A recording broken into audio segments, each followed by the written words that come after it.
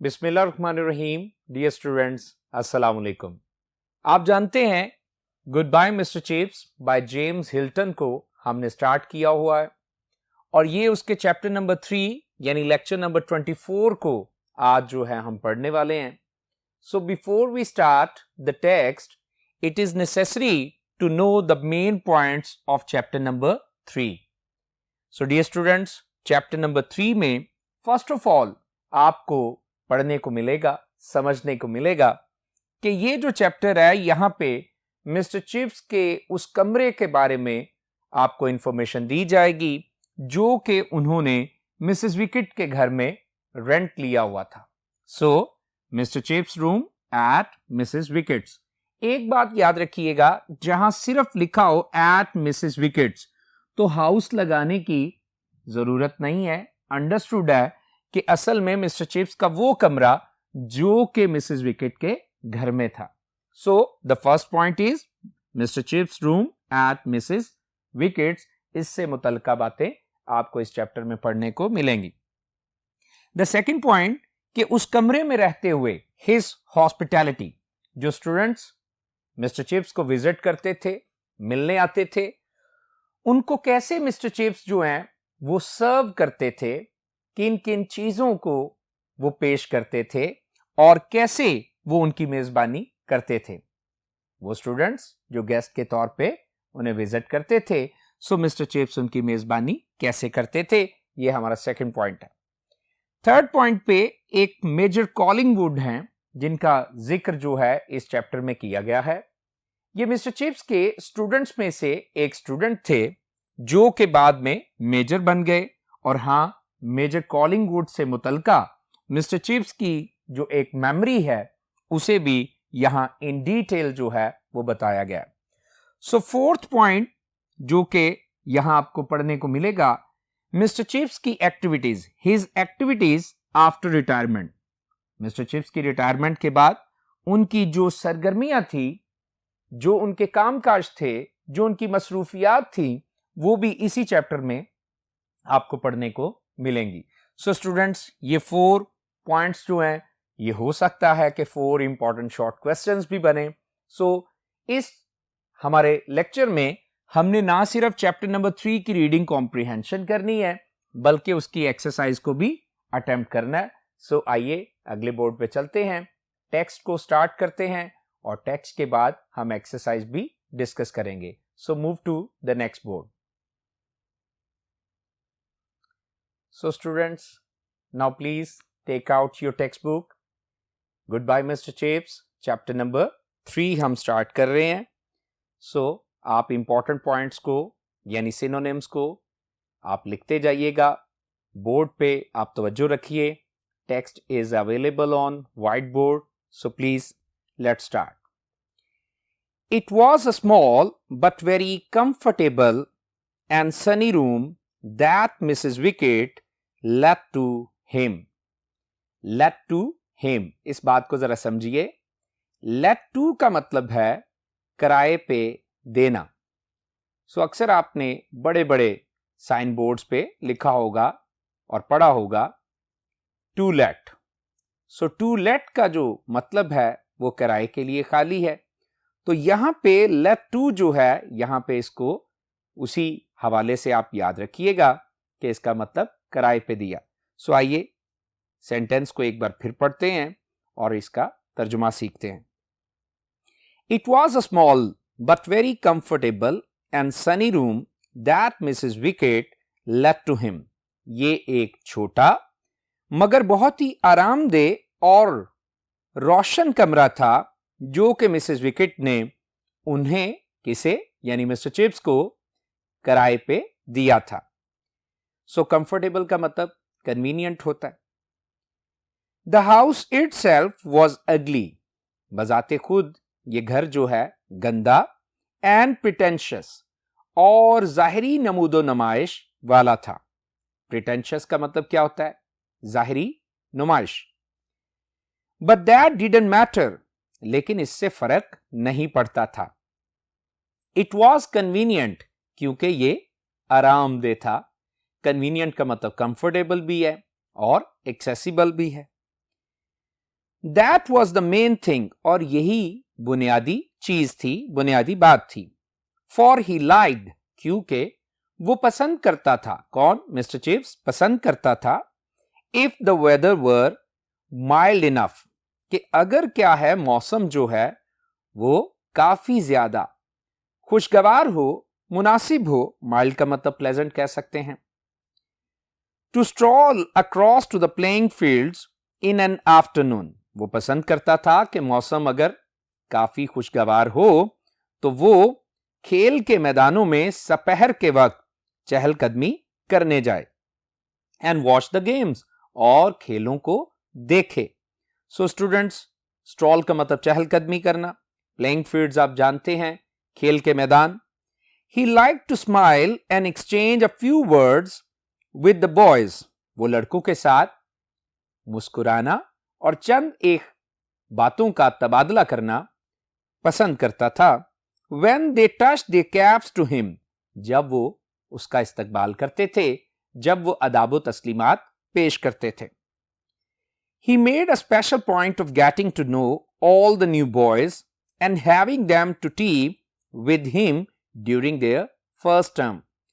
उसने एक खास नुक्ता नजर, स्पेशल पॉइंट, खास नुक्ता नजर अपनाया हुआ था, बनाया हुआ था कि वो उन तमाम तर नए लड़कों के बारे में जाने। क्या जाने? उनके नाम जाने, और उन्हें उनके पहले तालीमी दौर में, फर्स्ट टर्म का मतलब पहला तालीमी दौर, पहले तालीमी दौर में उन्हें चाय पर मधु करे।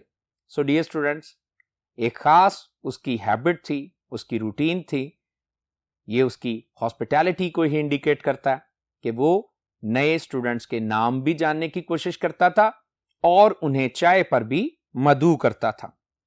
सो आइए चंद सिनोनिम्स अब इस पैराग्राफ के डिस्कस करते हैं। बोर्ड पे आप तवज्जो रखिए। फर्स्ट वर्ड है ugly, clumsy, hideous, plain, pretentious, arrogant, pompous, haughty, convenient, accessible, available, handy, close, stroll, walk, amble, saunter. So next content की तरफ बढ़ते हैं। He always ordered a walnut cake with pink icing from Radaways in the village. वो हमेशा ही गांव में रेडावेज से अखरोट का केक मंगवाने के लिए ऑर्डर किया करता था। याद रखिए, Redaway's the name of some bakery है, और पिंक आइसिंग, अब इसको भी तर्जुमा में समझ लीजिए। आइसिंग का मतलब टॉपिंग है। सो यूं कहिए कि वो हमेशा ही गांव में रेडावेज वालों से अखरोट का केक मंगवाने के लिए ऑर्डर देता था, जिस पर गुलाबी रंग की शक्कर या क्रीम की तय जमी होती थी। And during the winter term there were crumpets too, और सर्दियों के मौसम में इनके साथ क्रम्पेट्स भी होते थे। क्रम्पेट्स क्या? सॉफ्ट केक्स हैं, केक की टाइप है। A little pile of them in front of the fire, और इन अशिया का, इन खाने पीने वाली चीजों का एक छोटा सा ढेर आग के सामने लगा दिया जाता था। पाइल का मतलब heap. soaked in butter so that the bottom one lay in a little shallow pool. अरे, आग के सामने इनका एक छोटा सा ढेर होता जो मक्खन में इस हद तक डूबा होता था कि इनका निचला हिस्सा गोया एक छोटे से कम गहरे तालाब में पड़ा हो। स्टूडेंट्स, समझ आई आपको कि भाई आग के सामने बैठ के जब वो उनको एंटरटेन करता इन चीजों के साथ, तो कैसा सीन जो है वो नरेटर हमें बता रहे हैं। सो आगे बढ़ते हैं। His guest found it fun to watch him make tea. उसके मेहमानों को ये बड़ा पुरलुत्फ लगता था जब वो उसे चाय बनाते देखते थे। Mixing careful spoonfuls from different caddies. Caddies, boxes, containers. वो मिलाता था। मिक्सिंग का मतलब क्या है? ब्लेंडिंग। और केयरफुल का मतलब गार्डेड, माइंडफुल। सो वो बड़ी इख्तियात के साथ स्पूनफुल्स, चम्मच भर भर के मुख्तलिफ किस्म के डिब्बों से जायकादार चीजों को मिलाया करता था। And he would ask the new boys, और नए लड़कों से वो पूछा करता था, वेयर दे लिव्ड, कि वो कहां रहते थे, and if they had family connections eight Brookfield, और आया कि उनका कोई खानदानी ताल्लुक पहले से था ब्रुकफील्ड के साथ, मुराद कोई आपके रिश्तेदारों में से, सिबलिंग्स में से कोई यहां पहले पढ़ चुका है, वो ये भी सारी बातें जानने की कोशिश करता था। सो आइए चंद इंपॉर्टेंट सिनोनिम्स को बोर्ड पे डिस्कस कर लेते हैं। क्रम्पेट्स मैंने बताया था, अ सॉफ्ट फ्लैट केक, और shallow, not deep, slight, small, caddies, boxes, containers. So अगले पैराग्राफ की तरफ चलते हैं। He kept watch to see that their plates were never empty. वो इस बात को बड़ी तवज्जो से देखता रहता कि उनकी प्लेटें कभी भी खाली ना हों। And punctually at 5, और बाकायदगी से 5 बजे, after the session had lasted an hour, जब ये मुलाकात, सेशन का मतलब कह सकते हैं मीटिंग, जब ये मुलाकात 1 घंटे तक जारी रह चुकी होती तो क्या होता? लास्टेड का यह मतलब कंटिन्यूड है। He would glans at the clock, वो घड़ी पर, क्लॉक पर झलक डालता, नजर डालता, एंड से, और कहता, वेल बूढ़ा आदमी है, अब कर बात करता है, well it has been very delightful, it's been very delightful. ठीक है, ये मुलाकात बड़ी खुशगवार रही। कैसी मुलाकात? मीटिंग यू लाइक दिस, इस तरह से तुमसे मुलाकात बड़ी खुशगवार रही। I am sorry you can't stay, मैं माजरत ख्वाह हूं, मैं शर्मिंदा हूं कि अब आप यहां रुक नहीं सकते। And he would smile and shake hands with them in the porch, और वो ड्योड़ी में जाकर, वो राहदारी में जाकर क्या करता?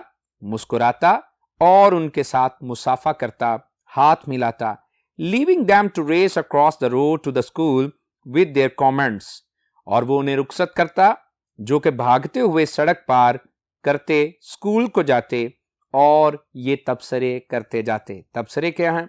आइए देखते हैं। कमेंट्स क्या हैं? डिसेंट ओल्ड बॉय चिप्स, अरे बड़ा नफीस, बड़ा उम्दा किरदार का हामिल ये बूढ़ा शख्स है जिसका नाम क्या है? चिप्स है। Gives you a jolly good tea, अरे कैसी मजेदार अच्छी चाय उसने हमें पिलाई। Anyhow, and you do know, और बहरहाल क्या आप इस बात को जानते हो, या जरूर आप इस बात को जानते हो।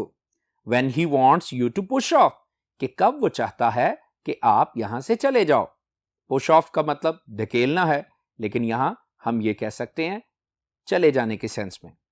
सो डियर स्टूडेंट्स, समझते जाइए, मजीद आगे हम पढ़ रहे हैं। सो देखते हैं मजीद क्या बातें हैं। And Chips also would be making his comments to Mrs Wickett when she entered his room to clear away the remains of the party. Clear away साफ करना, और रिमेन्स का मतलब बची खुची चीजें। और मिस्टर चिप्स भी अपने तबसरे मिसेस विकेट के साथ किया करता था जब वो उसके कमरे में दाखिल होती इस पार्टी की बची खुची चीजों को साफ करने के लिए। A most interesting time, Mrs. Wicket, बहुत ही दिलचस्प वक्त गुजरा है Mrs wicket. Young Branksome tells me that his uncle was Major Collingwood. नौजवान ब्रैंक्सम ने मुझे बताया कि उसके चचा का नाम मेजर कॉलिंगवुड था। द कॉलिंगवुड, ये वही कॉलिंगवुड है। अब यहां पे डेफिनेट आर्टिकल कॉलिंगवुड को, किस कॉलिंगवुड को? उसी कॉलिंगवुड को जिसकी वो आगे बात करने को है। The Collingwood we had here in nought two, ये वही कॉलिंगवुड है जो कि हमारे पास यहां 1902 में पड़ा करता था। नॉट टू का मतलब 1902। आई थिंक इट वॉज, मेरा ख्याल है ये वही था। डियर मी, मेरी अजीजा, I remember Collingwood very well, मुझे कॉलिंगवुड बहुत अच्छी तरह से याद है। I once thrashed him, एक बार मैंने उसकी पिटाई की थी। थ्रैश का मतलब punished, beat. For climbing on to the gymnasium roof. मैंने एक बार उसकी पिटाई की थी जिम्नेजियम की छत पर चढ़ने की वजह से। To get a ball out of the gutter. अरे वो गटर में से, अरे नाली में से क्या निकालने को था? वो गेंद निकालने को था। Might have broken his neck. शायद वो अपनी गर्दन तड़वा बैठता। द यंग फूल, वो नौजवान अहमक शायद अपनी गर्दन तड़वा बैठता। Do you remember him Mrs Wickett? क्या मिसेस विकेट आपको भी वो लड़का याद है? He must have been in your time. वो जरूर आपके जमाने में भी होता होगा। मिसेस विकेट का तारुफ देखने से पहले आइए चंद इंपॉर्टेंट सिनोनिम्स को देख लीजिए। बोर्ड पे तवज्जो रखिए और जरूर इन्हें लिख लीजिए। Thrashed, beat, bash, whip, spank। और अदर वर्ड क्या है? Push off, leave, go away, depart. So आइए मिसेस विकेट के बारे में अब जानते हैं। Mrs Wicket before she saved money had been in charge of the linen room at the school. Mrs Wicket इससे पहले कि वो कुछ पैसे जमा कर लेती, वो लिनन रूम की स्कूल में इंचार्ज हुआ करती थी। लिनन रूम क्या है? जहां कपड़े धुलते वगैरह हैं। ये लिबास से मुतलका, ये कपड़ों से मुतलका जो है वो कमरा है। दैट्स वाई आप इसे कह सकते हैं लॉन्ड्री कह सकते हैं। So dear student, Mrs Wickett का इंट्रोडक्शन, उनकी स्कूल में क्या जिम्मेदारी होती थी वो भी जरा गौर कीजिए, क्वेश्चन आ सकता है। सो आइए आगे पढ़ते हैं। Yes I knew him sir. जी हाँ जनाब, मैं उसे जानती थी। अब यहां कॉन्ट्रैक्टेड फॉर्म में डायलॉग है। बहुत सारे वर्ड्स जो हैं वो कॉन्ट्रैक्ट किए गए हैं। जैसे आई न्यू हिम को कॉन्ट्रैक्ट किया गया है इम। सो इससे घबराना नहीं, समझते जाइए। Yes I knew him sir. जी जनाब, मैं उसे जानती थी।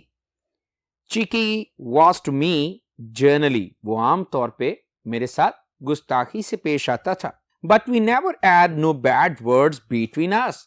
लेकिन हमारे दरमियान कभी भी तल्ख कलामी, बुरे अल्फाज का तबादला नहीं हुआ था।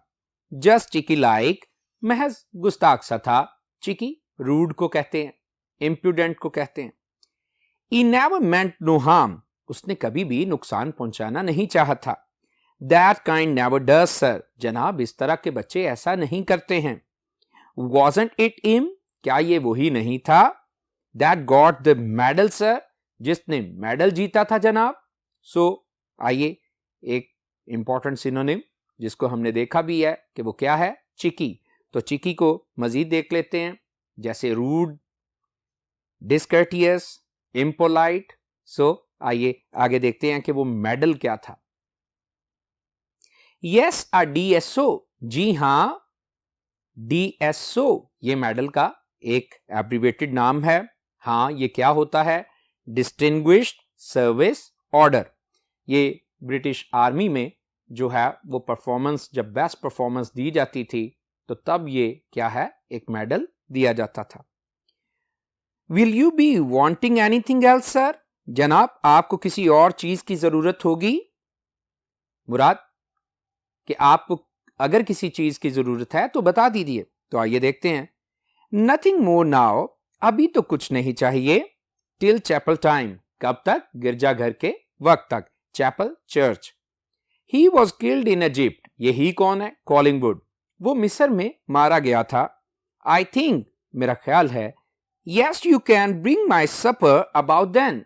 जी हां, आप मेरा खाना जो है, शाम का खाना जो है वो उस वक्त तक ले आइएगा। कौन सा वक्त? चैपल टाइम जो है, गिरजाघर का जो वक्त है।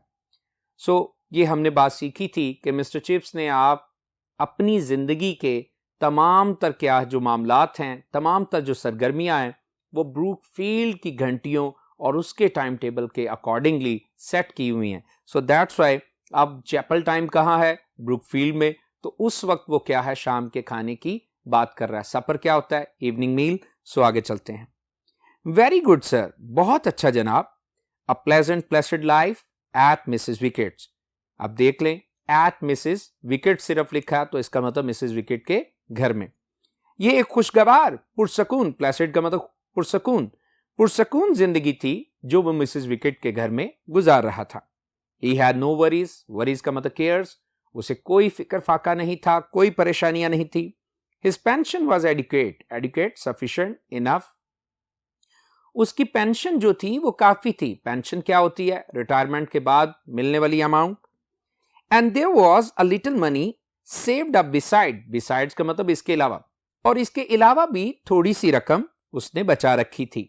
He could afford everything and anything he wanted. अरे जो कुछ भी वो चाहता और जब कभी भी चाहता तो वो क्या कर सकता था? वो इस चीज को हासिल कर सकता था। एवरीथिंग एंड एनीथिंग, कोई भी चीज, हर चीज, जितनी भी वो चाहता था वो उसे हासिल कर सकता था। His room was furnished simply and with school masterly taste. उसका कमरा जो था वो सादगी से मगर एक उस्ताद के ज़ौक़ शौक के मुताबिक सजा दजा था। फर्निश का मतलब decorated. A few bookshelves and sporting trophies. चंद एक किताबों की अलमारियां थीं और खेल कूद की ट्रॉफीज थीं। ट्रॉफी क्या होती है? ये खेल कूद में मिलने वाले जो इनामात हैं उनकी बात हो रही है। A mental piece crowded with fixture cards and signed photographs of boys and men. और एक सजावट की जो जगह थी जहां पे दस्तखत शुदा इनविटेशन कार्ड्स थे, दावती कार्ड थे और लड़कों यानी तालिब इल्मों एंड मैन और असातिज़ा की क्या है? दस्तखत शुदा तस्वीरें थी। अब इस बात को याद रखिए कि आ मेंटल पीस क्राउडेड विद का मतलब लोडेड विद। सो एक सजावट की जगह थी जो कि लदी हुई थी, भरी हुई थी। किससे? फिक्सचर कार्ड्स क्या हैं? Invitation cards. And signed photographs of boys and man. तो बात आप समझ गए होंगे कि भाई वहां दावती कार्ड और जो असातिज़ा और तालिब इल्मों की दस्तखत शुदा तस्वीरें पड़ी हुई थी। अब वॉन टर्की कार्पेट, वॉन क्या होता है? पुराना, रगेड कह सकते हैं, ओल्ड कह सकते हैं, टैटर्ड कह सकते हैं। सो एक पुराना तुर्की कालीन था, बिग इजी चेयर्स और बड़ी बड़ी आरामदेह कुर्सियां थी। पिक्चर्स ऑन द वॉल, दीवारों पे तस्वीरें थी of the Acropolis and the forum. किसकी? यूनानी शहरों की और रोमी अदालतों की। अब यहां पे एक्रोपोलिस एंड फोरम क्या है? ये यूनानी शहरों और रोमी अदालतों को कहा जाता है। Nearly everything had come out of his old house, master's room in school house. School house का मतलब है हॉस्टल, बोर्डिंग। सो तकरीबन हर एक चीज जो है वो उसके पुराने उस घर से आई थी जो कि उसे बोर्डिंग में असातिज़ा का कमरा दिया गया था। यानी जब वो हाउस मास्टर था, ब्रुकफील्ड में जॉब करता था, तो उसे वहां जो कमरा मिला हुआ था। The books were chiefly classical. ये किताबें बुनियादी तौर पे कदीम अलूम से ताल्लुक रखती थी। क्लासिकल क्या है? कदीम आलूम यानी Latin and Greek. For that had been his subject, क्योंकि यही उसका क्या था? मजमून था। There was however a seasoning of history and belles lettres. तो क्या है? एक थोड़ी सी तादाद जो है वो तारीख और अदबी तहरीरों की भी थी। बेल्स लेटरे, इसको अदबी तहरीरें कहते हैं। There was also a bottom shelf piled up with cheap editions of detective novels. इसके अलावा भी एक निचली अलमारी थी, बॉटम शेल्फ, निचली अलमारी थी जो कि पाइल्ड अप, जहां पे ढेर लगा हुआ था, जहां पे बहुत ज्यादा तादाद में थी क्या? सस्ते किस्म के जासूसी नॉवलों के एडिशंस पड़े हुए थे। सो स्टूडेंट्स, पाइल्ड अप का मतलब हीप्ड है, कलेक्टेड है, गैदर्ड है, और डिटेक्टिव नॉवेल्स जासूसी नॉवल। और आपने इसको पढ़ा है कहां? चैप्टर नंबर 1 में कि मिस्टर चिप्स सोने से पहले ये नॉवेल्स जो है वो पढ़ता था। चिप्स इंजॉयड दीज, चिप्स इनसे लुत्फ उठाता था। Sometimes he took down Virgil और जाइनोफोन, बाजुकात वो वर्जिल को और जाइनोफोन को भी निकाल लेता था। अब ये वर्जिल कौन है? ये रोमन पोएट है। और जाइनोफोन कौन है? ये यूनानी, ग्रीक क्या है? एक राइटर है। and read for a few moments, और चंद एक लम्हों के लिए इन्हें पढ़ता था. But he was soon back again with Dr. Thorndyke और इंस्पेक्टर फ्रेंच. लेकिन वो जल्द ही उन जासूसी नॉवलों की तरफ लौट आता था जो कि उनसे पसंद थे. कौन कौन से? डॉक्टर थॉर्नडाइक और inspector French. He was not, वो नहीं था. क्या नहीं था? आगे जरा तवज्जो दीजिए. Despite his long years of assiduous teaching, अरे अपनी देरीना मुशक्कत भरी तदरीस के बावजूद वो नहीं था. assiduous का मतलब क्या होता है? diligent, hard working. He was not, despite his long years of assiduous teaching, a very profound classical scholar. अपनी मुशक्कत तलब तदरीस के तवील अरसे के बावजूद वो आला पाए का कदीम आलूम का आलिम नहीं बन सका था. सो स्टूडेंट्स, यकीनन आप समझ रहे हैं कि बहुत अरसा उसने पढ़ाया, लेकिन जो क्लासिकल सब्जेक्ट वो पढ़ाता था उसमें उसकी महारत जो है वो उस कदर प्रोफाउंड नहीं थी. सो आगे चलते हैं. Indeed, he thought of Latin and Greek far more as dead languages. बिलाशुबा वो लातीनी और यूनानी के बारे में मुर्दा जुबानों से बढ़ के इन्हें समझता था. From which English gentlemen ought to know a few quotations than as living tongues, जिसमें से अंग्रेजी शुरफा को चाहिए कि वो चंद एक मुहावरे सीख लें बनिस्बत के जिंदा जुबानों के, that had ever been spoken by living people, जिनको किसी जमाने में जिंदा लोग ही बोलते रहे हैं. He liked those short leading articles in the Times. The Times क्या है? अखबार का नाम. और लीडिंग का यहां मतलब क्या है? फेमस. वो पसंद करता था उन मुख्तसर मशहूर मज़ामीन को जो कि टाइम अखबार में छपते थे. That introduce a few tags that he recognized, जो कि मुतारिफ करवाते थे चंद एक मकूलों मुहावरों को जिन्हें वो समझता था, जानता था. To be among the dwindling number of people who understood such things was to him a kind of secret and valued Freemasonry. So students, जरा समझिएगा. To be among the dwindling number of people, और वो ऐसे लोगों की तादाद में से था जिनकी तादाद कम हो रही थी, जो कि who understood such things, जो कि ऐसी चीजों को समझते थे.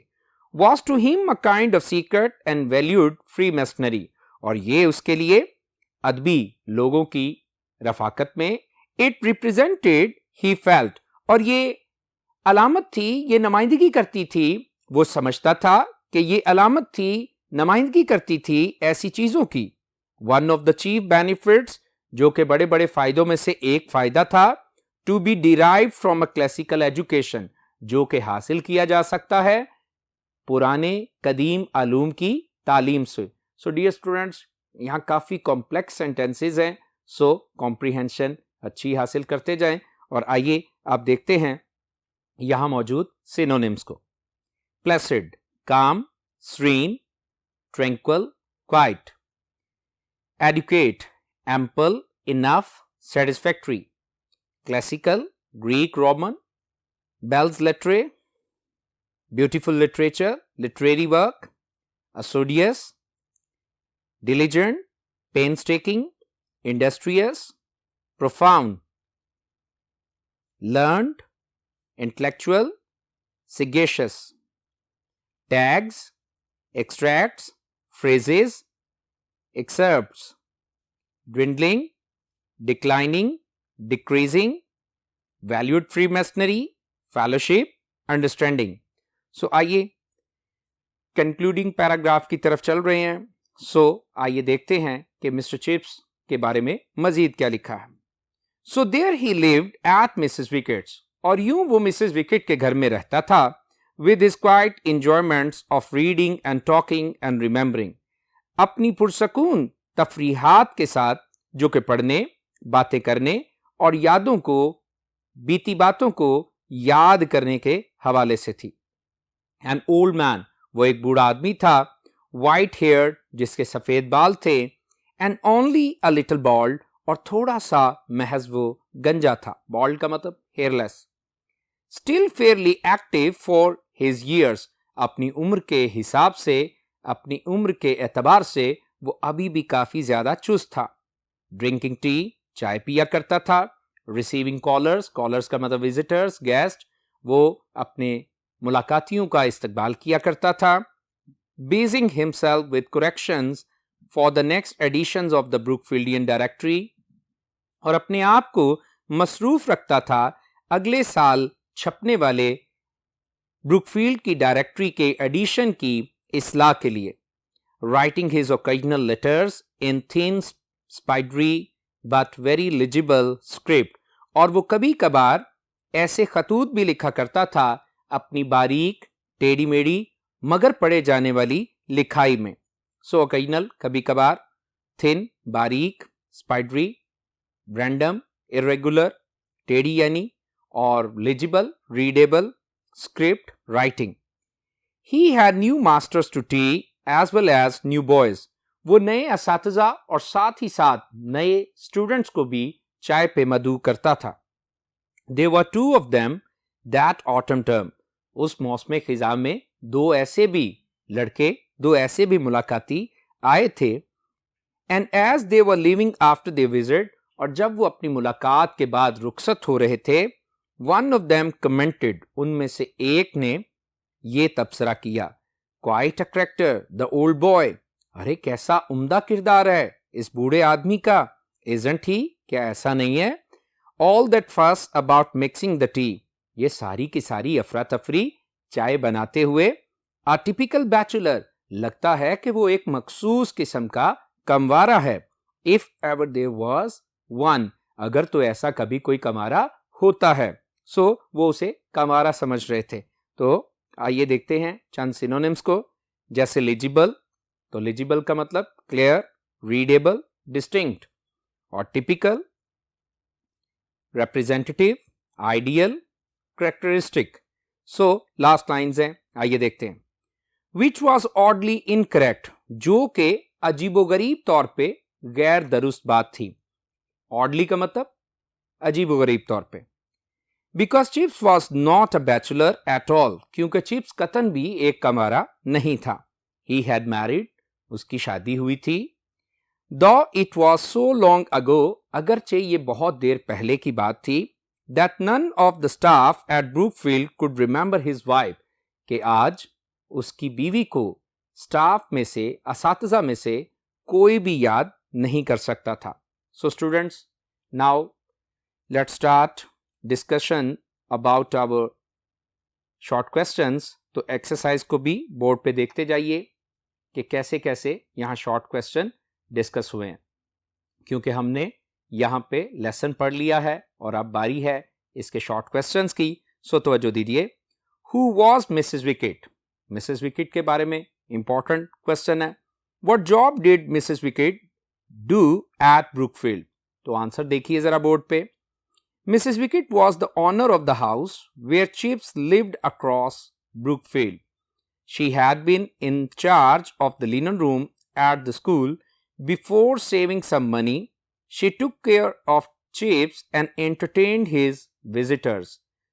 So question number 2 पे चलते हैं. Where did Mr. Chips live after his retirement?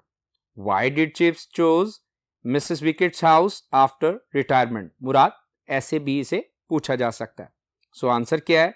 Chips lived at Mrs. Wicket's house after his retirement because it was located opposite to Brookfield.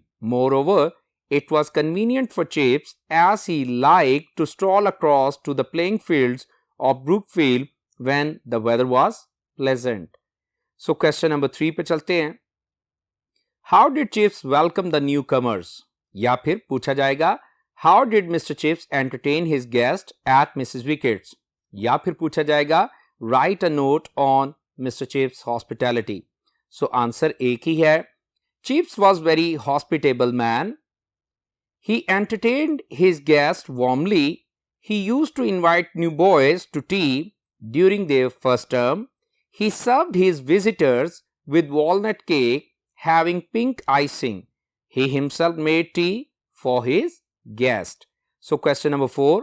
What kind of books was read by Mr. Chips? So आइए देखते हैं कैसी किताबें थी.